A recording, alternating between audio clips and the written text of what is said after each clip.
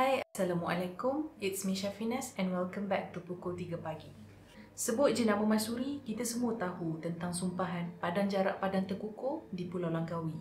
Kalau nak diikutkan, cerita Masuri ni berlaku taklah lama sangat. Tahun 1819, iaitu masa Masuri dihukum, baru je berlalu lebih kurang 200 tahun yang lepas. Ada banyak versi cerita Masuri ni, tapi secara umumnya, macam yang tertulis dekat makam Masuri sendiri, Masuri telah dibunuh kerana fitnah dan cemburu. Dan lepas kematian Masuri, Langkawi telah menjadi kering kontang sampailah keturunan Masuri cukup 7 keturunan. Sebelum kita teruskan, jangan lupa untuk like video ni dan subscribe ke channel Pukul 3 Pagi untuk membantu channel ni berkembang. Let's jump into today's story.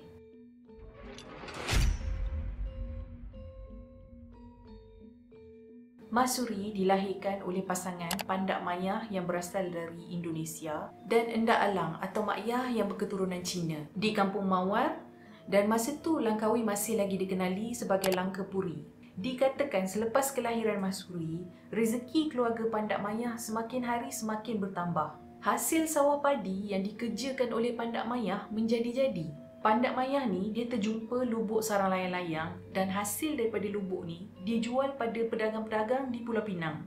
Rezeki keluarga ni dikatakan melimpah ruah sampai Pandak Mayah dapat gelaran orang kaya Pandak Mayah. Masuri dibesarkan dengan didikan agama dan adab Melayu yang cukup. Selain tu, Masuri dikatakan terkenal kerana rupa parasnya yang sangat cantik. Sehinggakan kemasyhuran Masuri ni sampai ke telinga Wan Yahaza atau Wan Yahya. Wan Yahya ialah Tok Penghulu Langkapuri yang juga merupakan Wakil Sultan Kedah dekat pulau tu. Dan dia diberikan darjat Datuk Seri Pekermajaya. Kiranya Wan Yahya ni memang orang besar lah dekat Langkapuri masa tu. Dikatakan lepas Wan Yahya terlihat Masuri dalam satu pesta pengemping padi dekat Kampung Mawar, Wan Yahya ni jadi tertarik dengan kecantikan Masuri. Tambah pula masa tu orang kampung pun bagi tahulah dekat Wan Yahya yang Masuri ni bukan saja rupa je cantik, tapi perwatakan dan budi dia pun sama cantik dengan rupa paras dia. Wan Mahora, iaitu isteri pada Wan Yahya, jadi marah dan cemburu bila dia dapat tahu yang suami dia ni ada menyimpan hajat nak memperisterikan Masuri.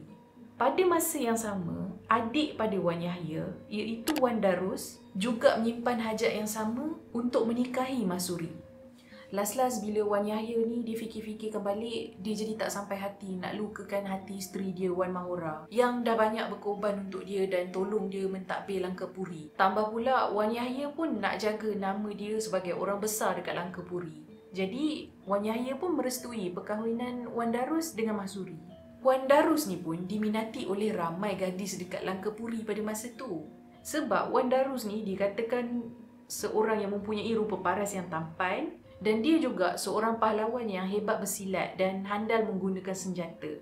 Jadi bila Wan Darus dan Masuri bernikah pada masa tu, ramailah orang-orang dekat pulau tu yang patah hati dan kecewa. Walaupun Wan Yahya tak teruskan niat dia untuk jadikan Masuri sebagai isteri kedua dia, tapi Wan Mahora ni dia tetap lagi sakit hati dan tak puas hati dengan Masuri yang dah jadi sebahagian dari keluarga dia pun, sebab dia cemburu dengan kecantikan Masuri. Tambah pula dia jadi panas telinga sebab dia kena selalu dengar orang kampung memuji-muji Masuri kerana perwatakan dia yang baik. Makin hari Wan Mahora ni makin berdendam dengan Masuri. Tak lama selepas menikah, Wan Darus dan Masuri dikurniakan rezeki dan Masuri telah mengandungkan anak pertama mereka. Pada masa yang sama, hubungan antara Kedah dan Siam makin tegang sampai tercetusnya peperangan. Sultan Kedah pada masa tu, iaitu Sultan Ahmad Tajuddin Halim Shah yang kedua, mengumpulkan semua pahlawan-pahlawan Melayu untuk membantu tentera di medan perang. Bila Sultan Kedah dapat tahu tentang kehebatan Wan Darus dalam bersilat dan menggunakan senjata, melalui Tok Penghulu Wan Yahya, baginda telah memerintahkan Wan Darus untuk turun ke medan perang di Kuala Kedah. Walaupun Wan Darus berat hati nak tinggalkan Masuri yang tengah mengandungkan anak pertama mereka masa tu, tapi dia terpaksa turut perintah Sultan Kedah. Tinggallah Masuri sorang-sorang tanpa suami dia di sisi. Bila kandungan Mahsuri dah sarat dan dia rasa dia dah nak dekat masa melahirkan, Mahsuri ni pun mintalah izin dengan abang ipar dia untuk balik ke rumah mak ayah dia sebab dia nak bersalin dan berpantang dekat rumah mak dia. Biasalah kalau nak berpantang ni mestilah lagi selesa dekat rumah mak dia sendiri kan. Bila dah sampai masa, Mahsuri pun melahirkan seorang anak lelaki yang diberi nama Wan Hakim. Pandak Maya ada ambil seorang lelaki yang bernama Deramang untuk tolong dia bekerja dekat sawah padi dan tolong dia bertani. Deramang ni dikatakan seorang yang berasal dari Aceh. Dan selain daripada rajin bekerja, dia juga seorang yang berbakat dalam berpantun dan bersyair. Orang dulu-dulu kan, diorang bukan ada hiburan macam TV atau handphone macam sekarang. Jadi setiap hari lepas diorang dah habis bekerja membanting tulang dekat sawah atau kebun masing-masing, pada belah malam, diorang ni akan berkumpul dekat rumah Pandak Maya untuk dengar Deramang berpantun dan bersyair. Kira aktiviti ni macam satu bentuk hiburan lah bagi orang dulu-dulu. Dah penat kerja siang tadi, waktu malam santai-santai sambil minum kopi, sambil berlawan pantun. Sebab Deramang ni bekerja dan duduk dekat rumah Pandak Maya, Wan Mahura yang dah lama tak suka dengan Mahsuri ni ambil peluang ni untuk fitnah Mahsuri. Wan Mahura ni dia hantar orang untuk intip pergerakan Mahsuri dan Deramang. Sampailah satu hari ni, Deramang ni dia masuk rumah Pandak Maya pada waktu tengah hari. Tujuan dia masuk rumah masa tu sebab dia nak tengok-tengokkan anak Mahsuri yang masih kecil tu. Sebenarnya masa tu Mahsuri ada dekat Bendang. Sebab itulah dia minta tolong dengan Deramang ni pergi balik tengokkan anak dia. Tapi bila cerita ni sampai ke telinga Wan Mahura, dia gunakan peluang ni untuk fitnah Mahsuri. Wan Mahura pergi bagi tahu dekat suami dia Tok Penghulu tu yang Deramang telah masuk ke rumah untuk berdua-duaan dengan Mahsuri dan Mahsuri telah curang pada suami dia.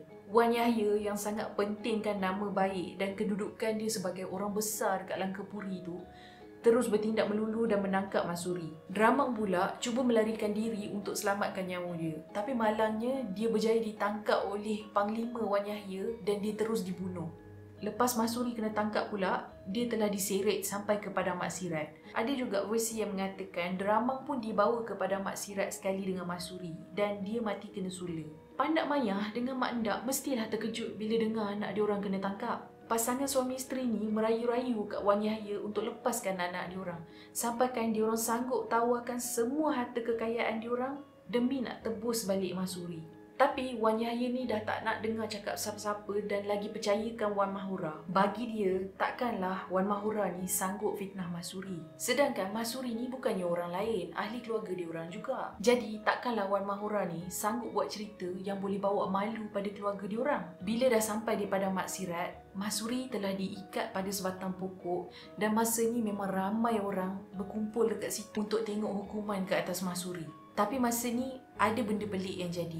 Semua percubaan untuk menikam badan Mahsuri dengan tombak tak berjaya menembusi badan dia. Takluk. Peristiwa ni dikatakan berlarutan sampai berhari-hari. Banyak harilah dia orang cuba nak tikam Mahsuri dengan tombak, dengan senjata lain semua tak jadi. Mahsuri sikit pun tak cedera. Tapi makin hari Mahsuri jadi makin lemah sebab dia tak diberi langsung makan dan minum. Lama-lama bila Mahsuri ni pun dah tak larat sangat sebab dia rasa terseksa kena ikat dekat pokok macam tu, Mahsuri bagi tahu dekat Wan Yahya yang cuma ada sebilah tombak saja yang boleh digunakan untuk menikam badan dia. Dan tombak tu disimpan dekat rumah ayah dia dekat atas alang rumah. Ada juga versi yang mengatakan senjata tu ialah sebilah keris dan bukannya sebilah tombak. Tapi untuk cerita ni aku akan gunakan tombak. Wan Yahya pun mengarahkan orang dia untuk pergi ke rumah Pandak Maya untuk cari tombak tu. Bila dah jumpa tombak tu, diorang pun terus bawa pergi ke Padang Mak Sirat dan bagi pada Wan Yahya. Bila Mahsuri nampak tombak tu dah ada dekat tangan Wan Yahya, tahulah dia yang hidup dia dah tak lama. Walaupun dah sampai ke hujung nyawa, tapi Mahsuri tetap tak rela mati sebelum dia dapat bersihkan nama dia dari fitnah. Masa inilah Mahsuri bagi tahu dekat semua orang yang berkumpul untuk tengok hukuman dia masa tu, yang kalau betul dia tak bersalah, darah yang keluar dari badan dia tu akan berwarna putih. Lepas Mahsuri cakap macam tu, dia telah ditikam dengan tombak tadi dan tikaman kali ni berjaya menembusi badan Mahsuri.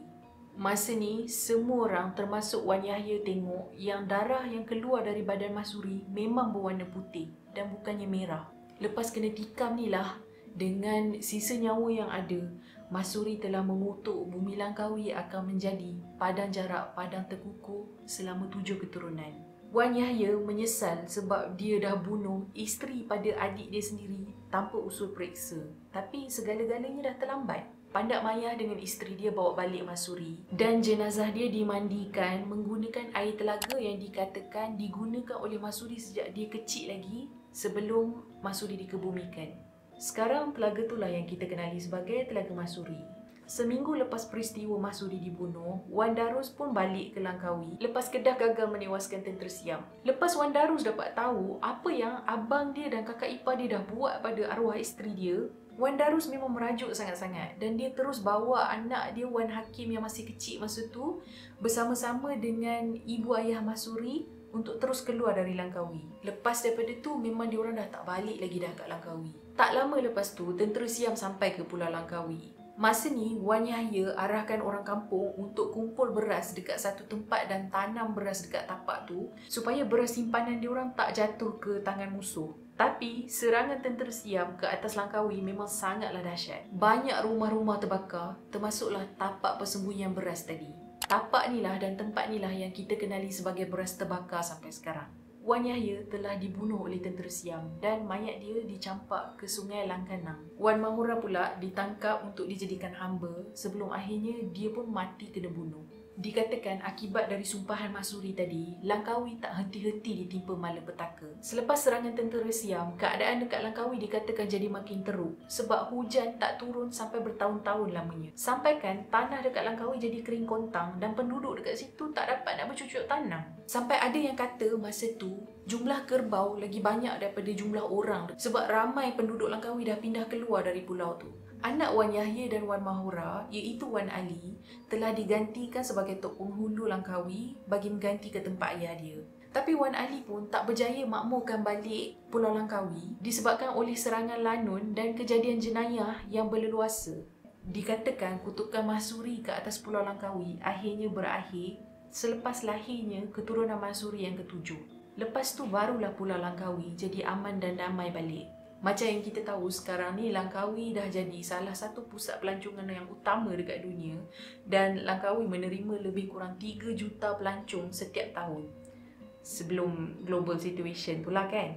Salah satu lokasi yang popular dekat Langkawi mestilah Makam Masuri. Alright guys, habis dah cerita pasal Seri Kandi Masuri ni. Aku ada terbaca teori pasal darah putih Masuri ni tau. Ada orang berpendapat masa Masuri kena tikam tu, yang keluar dari badan dia tu sebenarnya susu badan dia tau. Make sense juga sebab masa tu Masuri kan ada anak yang baby lagi, nama Wan Hakim tu kan. Dan dia kena ikat dekat pokok sampai berhari-hari. Jadi mestilah dia tak dapat nak susukan anak dia. Lepas tu kena tikam. Ya Allah, seksanya aku tak boleh bayang. Anyway, cerita Masuri ni ada banyak versi. Jadi kalau ada part dari cerita aku ni yang mungkin tak sama atau berbeza dari apa yang korang dengar, please share dengan aku, komen dekat bawah. Aku nak sangat tahu. Okay guys, that's it for today's video. Terima kasih sebab dah menonton sampai setakat ni. Aku harap korang suka dengan video ni. Bagi korang yang belum subscribe lagi, jangan lupa subscribe ke channel Buku 3 Pagi. Turn on notification, like, share dan komen. And I will see you in my next video. Bye.